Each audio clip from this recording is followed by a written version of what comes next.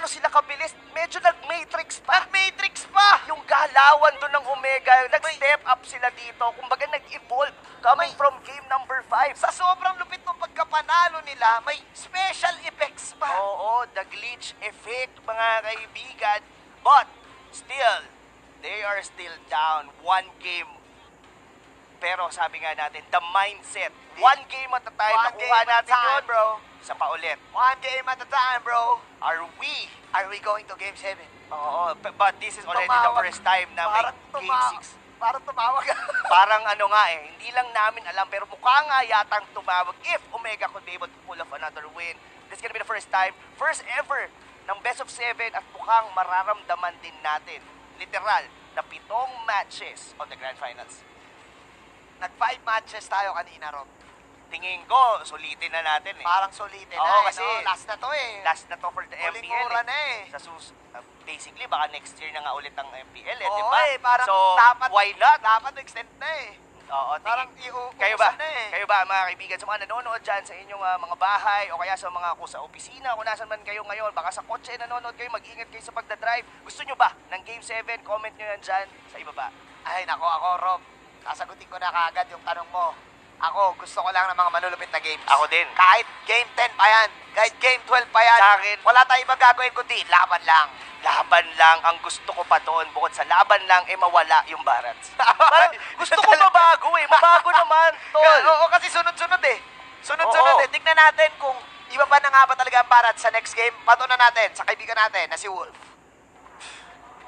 Di pa rin tapos yung streak. Barats still wins games, so it seems. And that was the result of game number 5, this best of 7 series between Bren Esports and Omega. Omega naman nagpakita ng strength ng Barats ngayon. At parang parehas lang actually. Nung sinabi natin last time, it was the Selena countered by Barats at walang kahit sinong hero na kaya mag-survive nun. That we will explain later. But for now, why don't we look at the draft of game number 5? Do take note, na force ang lineup ng Bren Esports na mag-last pick na Claude.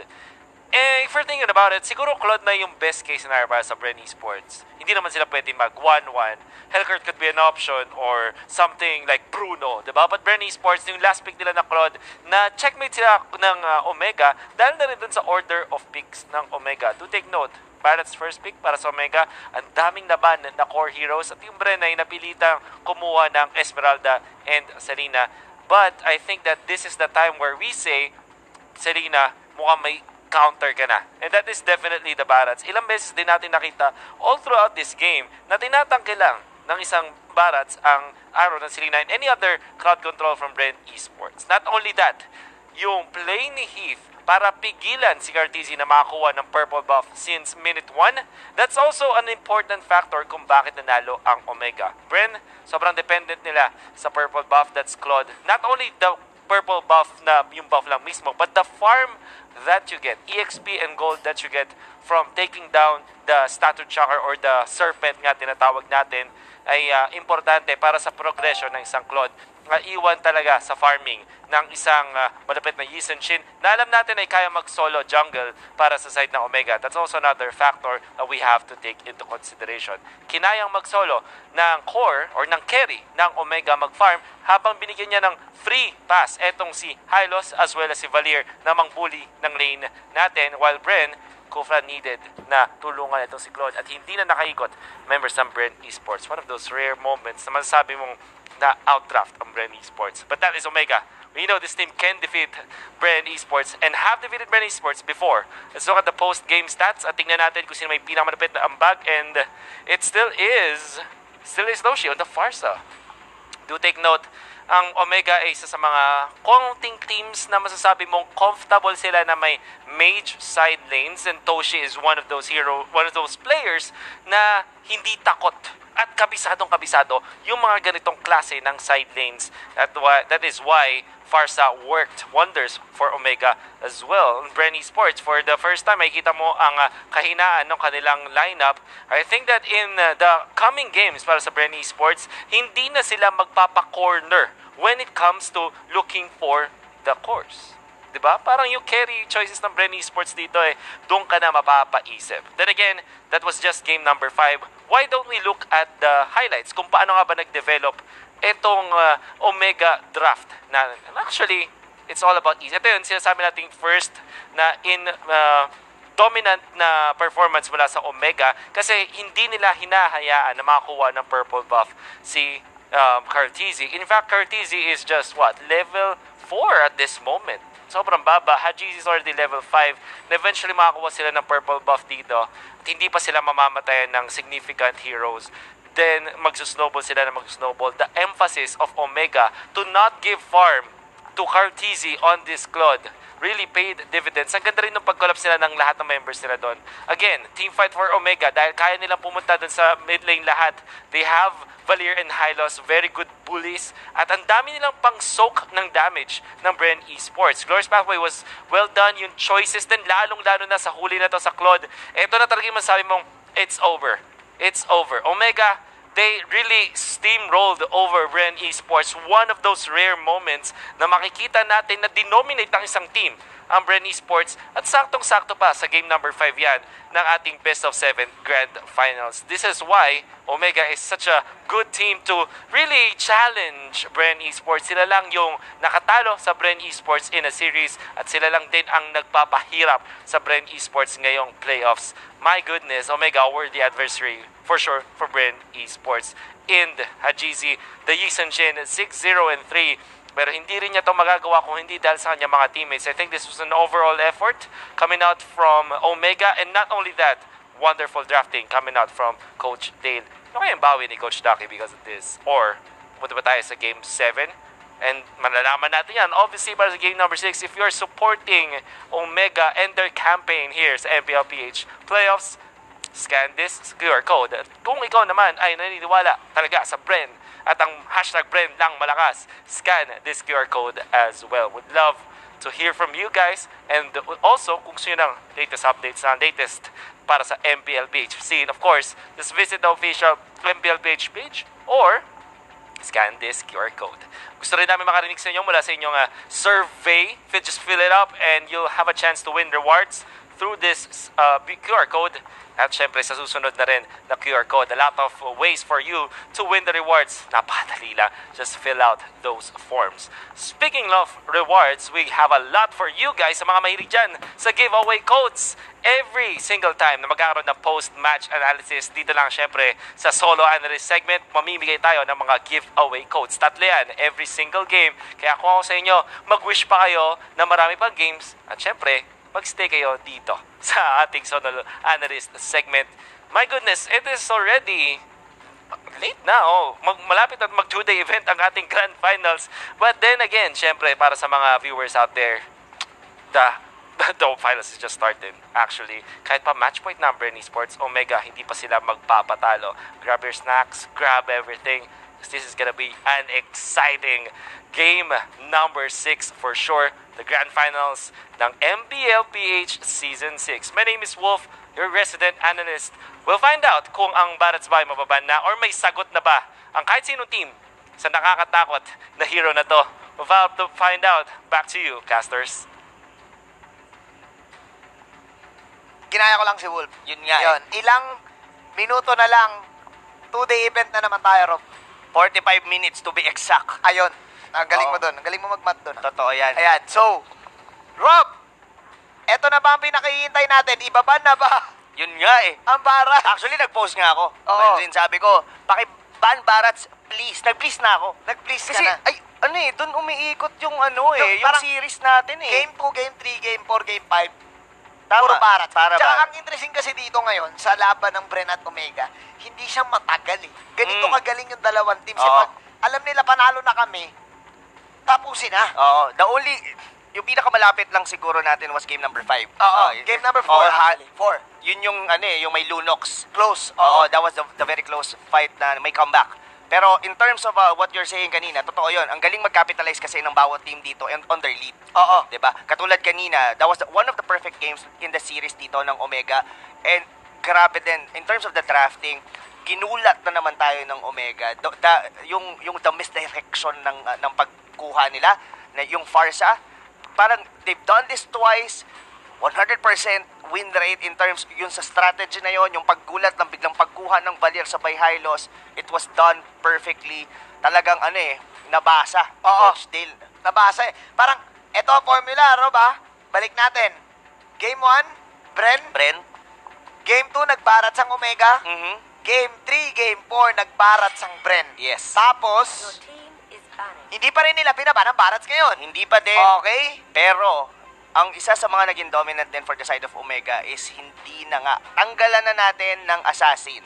Hayaan natin, siguro, they probably Ay, want to see inubos. the Harit. They probably want to see anything aside from these two heroes. Wag lang for talaga yan. Carl. Wag lang talaga. Easy. Dito rin pumapasok yung sinabi mo na kung gaano nila kakilala. Si Dito Carl. Si Carl, yes. Oo, kasi nakita natin kanina ang Claude ni Carl na hindi talaga nagkaroon ng pagkakataon na makakuha ng purple buff. And we all know, Claude, mas gusto niya yung purple buff kesa yung orange Eto buff. na. So, eto na. Pinakinggan na tayo, Kuya Manjin. Narinig na.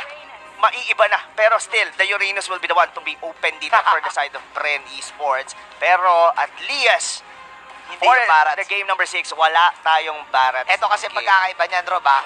Ang Uranus at saka Barats, halos, yan parehas tanky eh. Parehas Oo. magulo. Pero si Uranus kasi, walang bunganga, walang bibig. Walang bibig. Walang bibig, kaya wala siyang... Hindi ko makain yan eh. Totoo. Oo. Totoo yan. So now, it was torn for Omega. We're still gonna be getting the Selena. Will still gagawin ba nila Farsa, oh?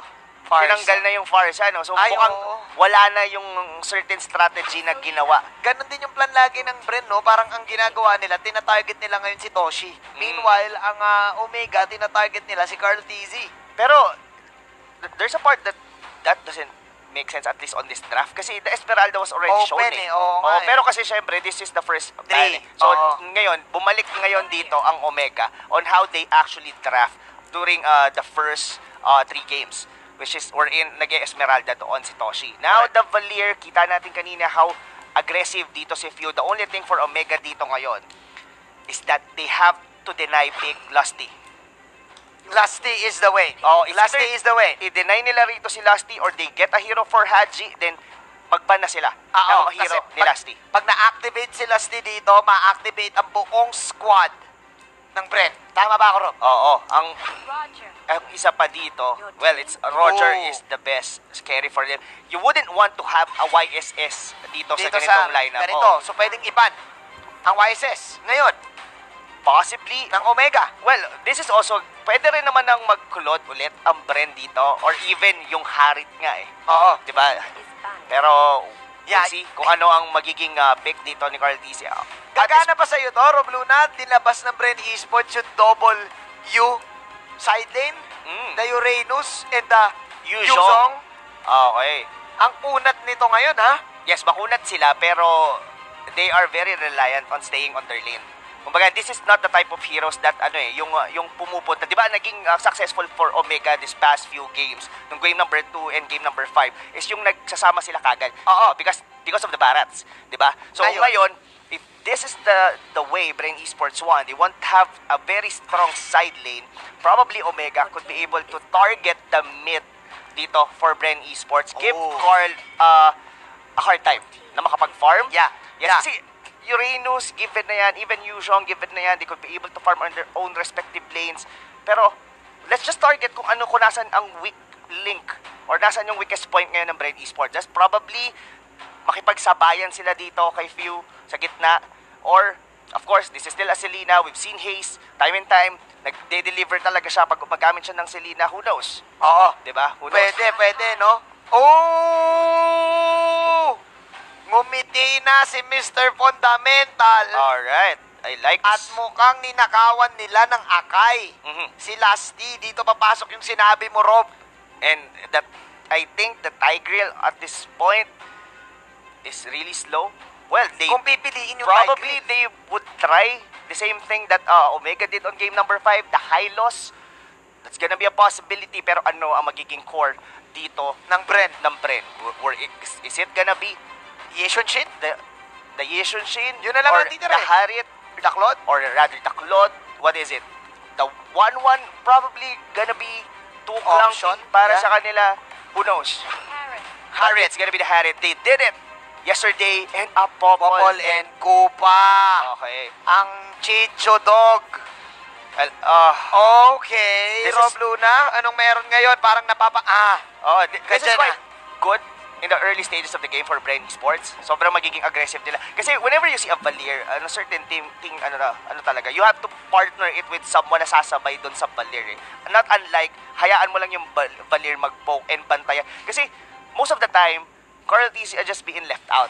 Pero kasi this is the Harit. Alam natin, this is very dependent on the purple buff. So, it's up for Omega to set the tempo. If they could be able to pull off something dito for Carl TC, this is their main damage, and after that, it's all about sustain. Yeah. So, ito ang win conditions ngayon, Rob. No? Kailangan ni Few dito si Lusty na mag-follow up sa kanya. Hindi pwedeng si Few lang. Kasi may hirapan siya dahil, yun nga sinabi mo, look at the lineup of Omega, Selena, Akai, and even the Khalid can, like, match up with both of these heroes. Totoo yan. And what I really want to see right now is what's gonna be the spell for the Akai dito. Most of the Akai players natin dito na sa MPL Season 6 was using Sprint. Pero at this point, I would like to see a Petrify. Para mas madali. That's gonna be yung, kasi, di ba, yung, alam mo naman yun, hindi mo laging aasahan yung blender saka yung 1,000-pounder Yeah. combo for you to get that mini stun eh. Oo. You would like to have a specific para mas madali mong ma-pin down. But it's gonna be a flicker. Flicker? Well, actually, pwede rin. Probably, it might work. Quicker, parang pag flicker ka kasi sa Akai, mas action Jackson ka eh. Yes, Pag yes. petrify, gusto mo yung sure. Sure na huli. Pero sige, pwede na rin. Flicker Akai, para ngayon kay Heat. So now, looking at the rotations, Alam ng Bren. alam ng Bren na mag-orange. Oo. This is the usual rotation coming from Omega eh, na the Selena will just have the purple buff ready for Haji, then suddenly hit. Pag hindi mo siya nakita na nag-invade on the early stages of the game, alam mo na siya yung dumadamage doon sa orange buff ni Haji. Oo. And Few knows that. Alam ni Few, sinubukan actually ni Few na ayun, na-reset. Na-reset niya. Na-i-reset. Medyo kumain din yun ng oras Kay for Haji. Haji, definitely. Yeah. I like pinoint out mo yun, Rob, na aware na ang Brent na may mga ganong situations. Pero still, nakuha pa rin ni Haji. Pero gaano kalaki itong delay na to, Rob? In terms of rotation, nakahabol. Kasi, in theory, mas mabilis kumuha ng purple buff ang isang, what do you call this? Roger. Roger, oo. Oo, pero ngayon, nakasabay yung Harit. It's all because of that reset na ginawa ni Few. Yeah, I like it na pinoint out mo yon. At ngayon lang din makakakuha ng orange buff dito si Carl TZ. Pero parehas na silang level 4. Meanwhile, normalan lang si Flap TZ. At ang kanyang kalaban na nasa top lane na si Kurt TZ. There you go. For the Gusto ko yung- preparations of this one. Oo, gusto ko yung pag-cut doon ni Kurt TC and giving the space doon kay Haji to peel up some of the energy shield dito sa may top lane. Oo, So, na-force dito ngayon si Lusty na mag-defend. Oo. Pero ito yung Popol and Kupa na ito yung pinag-usapan natin kaninang isa sa mga possible win conditions ng Bren Esports. Lusty on the Popol and Kupa. Hindi to yung type na may setup. Yes. So sino ngayon na magiging main initiator ng Bren Esports? They could be able to mimic what Omega did kanina. That was the Black Dragon. Dragon. Pero Omega could also do the same thing na pwede silang mag-back once the Black Dragon was there. Ang pinakamaganda lang dito for the side of Omega in terms of the Harit dito ng Brain Esports, they do have this Akai. So once the Zaman Force was there, alis. Just like almost the same on the Black Dragon. Alisan natin yung Zaman Force. Let's not fight kung nasaan ang Zaman Force dito ni Carl TC. Oo, talagang pag nakita mo yung dragon, Mambalicious mapa out. Yes. Or actually, pag umabot sa point na ang lakas na rin ng Omega, pwede nilang labanan eh. Actually, pwede. Pwede kasi merong may akay na pwede siyang itulak after the Black Dragon form. Yes. At hindi siya makakapag-Dragon Tail, walang knock-up na magaganap. Meanwhile, may onting pag-poke ang dalawang teams dito sa gitna. Wala munang mangyayari. Dahil magre-reset lang yung dalawang teams. Sobrang pantay ng dalawang teams natin dito. Imagine, on game number 6, they know, this is still one game up for Bren, pero napaka-cautious nila dito against Omega on early game. Speaking of cautious, naku po, Carl Dizzy maitutulak mula sa likod. Pero buhay pa rin yung Zaman Force, pero hindi na siya makakapag-dash out. Yataps ang Child Prodigy, pero double kill para kay Flap Daisy. Sinong nanalo dun sa exchange na yun, Rob? I guess it's Bren Esports winning that one. Yes, nakuha nila doon yung Harit, but it's still Flap TC. This is the other carry of Bren Esports right now. And syempre, kaya nga sabi natin doon, hindi na pin down, definitely. Na-burst nila doon, medyo nalayo nila slight si Harit doon sa may Zaman Force nga. Pero syempre, the other win condition dito for the side of Bren Esports, it was technically Flap TC. Ang ganda rin pala siguro talaga ng Akai pick dito ng Omega kung iisipin mo, Rob, kasi I think they are expecting the Harit to come out Yes. from Bren Esports, which is actually ang ginawa ni Heat. Tinulak niya lang ng todo si Carl Tizzy palayo ng Zaman Force. Oo, pero ang ano dito mukhang masisecure ng Bren Esports to turtle na to. Oo, mukhang libre to. Mukhang ibibigay na lang to dito since ang kapalit naman nito is gonna be the outer turret dito sa may top lane ng Bren Esports. So, ang sinasabi mo dito, Rob, nagkakaroon lang dito ng ng parehas na exchange. Oo, favorable. Pero yung pana, tumama kay Flap TC. Let's see. Pumasok ngayon si Toshi. Ito na ba ang tunay na team fight? Team Omega. No, Just defending the tower in the mid lane. Yes, kailangan nila. Kailangan either of the two teams na to hold on the outer turrets dito on the mid lane or else medyo mas magiging dominant yung team na unang makakabasag dito sa gitna. I think the Khalid courtesy dito is actually winning his own corresponding lane. Meron na siyang deadly blade dito. So that only means dito si Ribo or even Flap TC would have a hard time na makipag one-on-one doon kay Khalid. Kailangan na nila mag-ingat kasi bawas agad yung regen. I like it that na pinoint out mo na focus agad si Cartesi dito sa pag-counter rather than bumili ng mga items na makakapagpadagdag ng damage niya or makakapagpatangke sa kanya dito. Quickly, nakikita mo kagad ang disiplina sa Omega pero still, Bren, mukhang mas sila pa rin ang umiikot sa mapa, Rob Luna eh. Yes, sila yung umiikot sa mapa pero kung mapapansin mo dito, mas nagiging clunky for the side of Bren Esports. They're just nandun lang sila sa gitna. Gitna lahat, Oo, no? nasa gitna. And the only one that's been holding its own corresponding lane was the Uranus on the bottom lane. Now, what's gonna be the answer? Kasi yung lead dito ng Bren Esports is just barely 400. It's all because nakuha nila yung turtle. Pero, technically, ang nagsiset pa rin dito is Omega.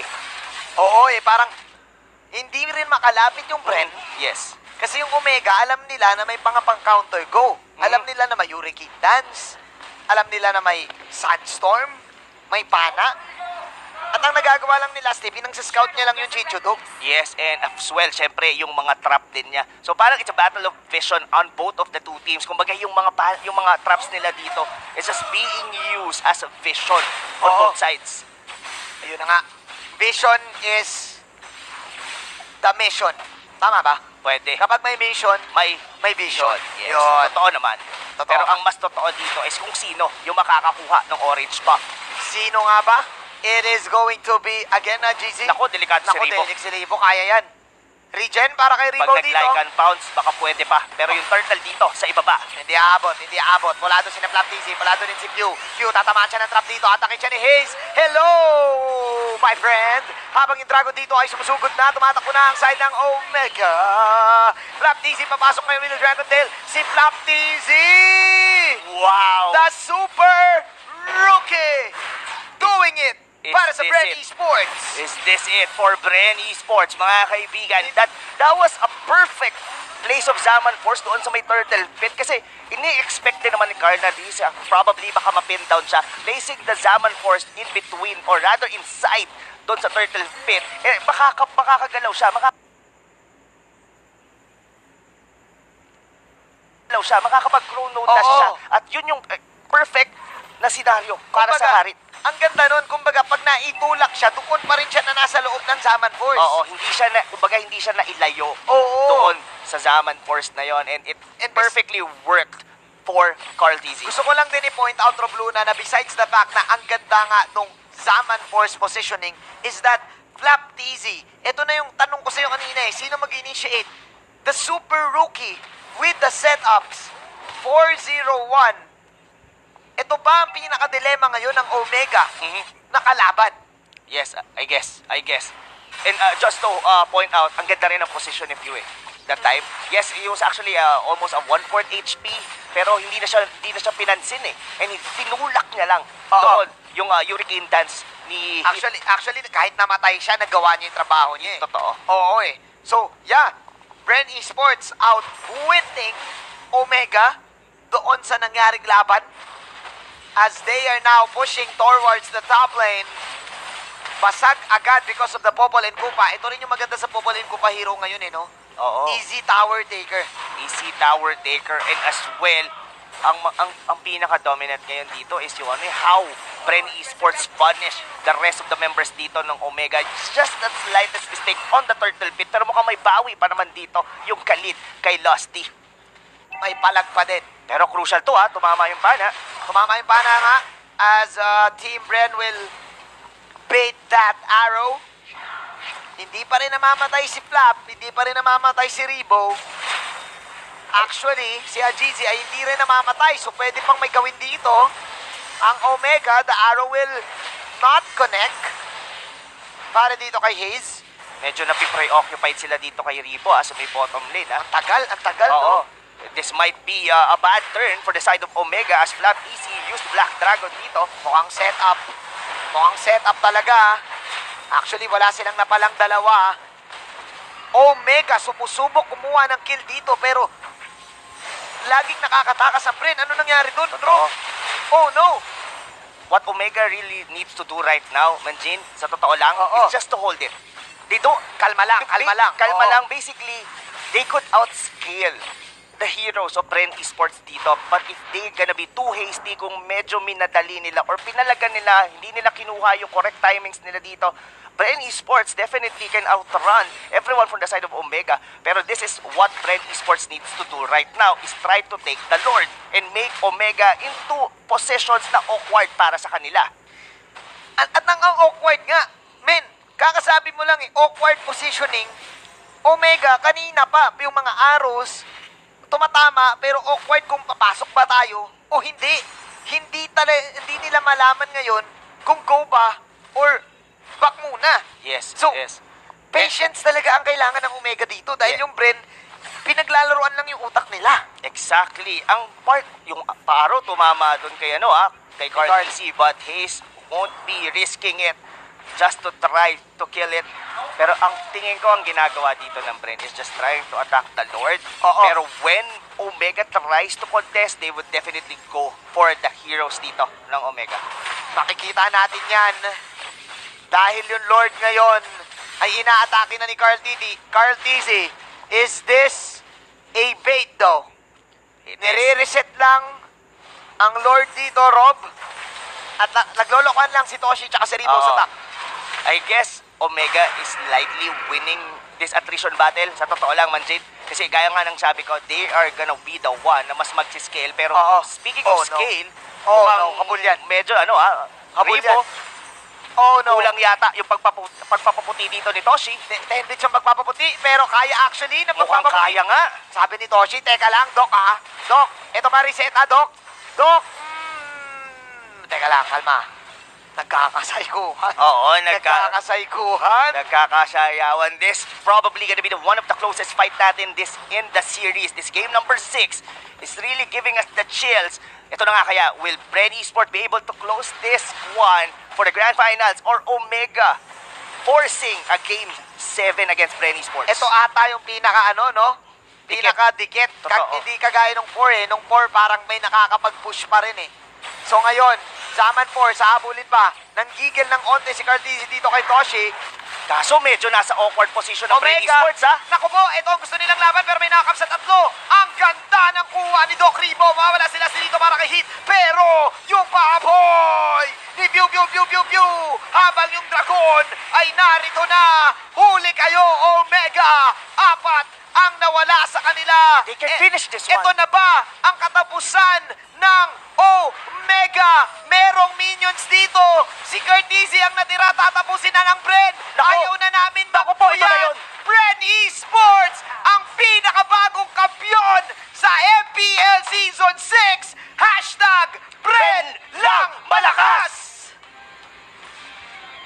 Oh, wow. The Barats doesn't matter on game number 6. The awkward position that was given to Bren, na-comeback nila yon, killing Toshi on the process. Humabol si Toshi doon. Oh, He was killed. my. Yung crowd control ni Few, tinulak niya. Tapos sunod-sunod na rin ang pagdating ng mga miyembro dito ng Bren Esports. Well-deserved win for the team with the black and yellow. Bren Esports all throughout the regular season, showing us how to dominate. Sa wakas, ang tagal inasam ng Bren Esports after so many seasons in the MPL. Yes, we can say that they were the defending champs of Season 2. They got MSC. But still, yung kampyonato na gusto nilang na-claim talaga sa pangalan nila, Ito na ay eto na. Eto na. Yung pirma, eto na. History na naman para sa MPL at dinaan lang sa isang minions, Rob. Isang minion, isang siege minion na hindi nakinaya ni Curtisi patayin on his Khalid. Wow. Props to Omega para sa pagbibigay sa atin ng napakagandang laban. Deserve nila tong grand final slot na to. Deserve nila na nandito sila. Pero, pinatunayan lang ng Bren, ulitin lang natin na sila pa rin ang pinakamalakas. Totoo.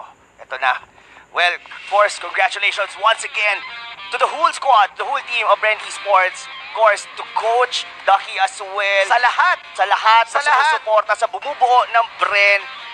You all deserve it. Grabe, from on behalf of the casters, the broad team, lahat ng nakasama natin sa interview, lahat ng teams nakasali sa regular season, nakasali dito sa playoffs, mula sa mga driver natin, mula sa mga social media pages na post ng kung ano-ano man. Marami pong salamat sa inyong lahat. Kami po ang inyong mga naging tagapagsalaysay na natunghayan ninyong laban. Isa pong karangalan makapagkwento sa inyong mga harapan. Ako po si Manjit Paldas. Kasama ko si Rob Luna. Yun na yun. Yun na That yun. is it for MPL Season 6. Ipasa na natin pasa na natin sa ating mga panelists. Kumusta kayo dyan? We're doing really well here. And let's run it down real quick. Season 1, Aether Main. Season 2, Signal Ultra. Season 3, Archangel. Season 4 and 5, Sunsparks. Season 6, Bren Esports. In a dominant regular season, a dominant playoffs. Ito na talaga ang best opportunity natin na pwede talaga sabihin, Bren lang malakas. Ako po si Reptar, and we're here with Ocho Cahaba and Midnight, your panel to close out the series, and that went to 6 games. Malabo na umabot to na isa, dalawa, to less than that. It was either gonna be 6 or 7 talaga. Yeah. With the caliber of these two teams na pinakita nila, the fact that they mirrored their drafts, their movement so well, it was a mirror match all throughout. Nakita talaga yung mga fundamentals. Yeah, alam mo ano eh,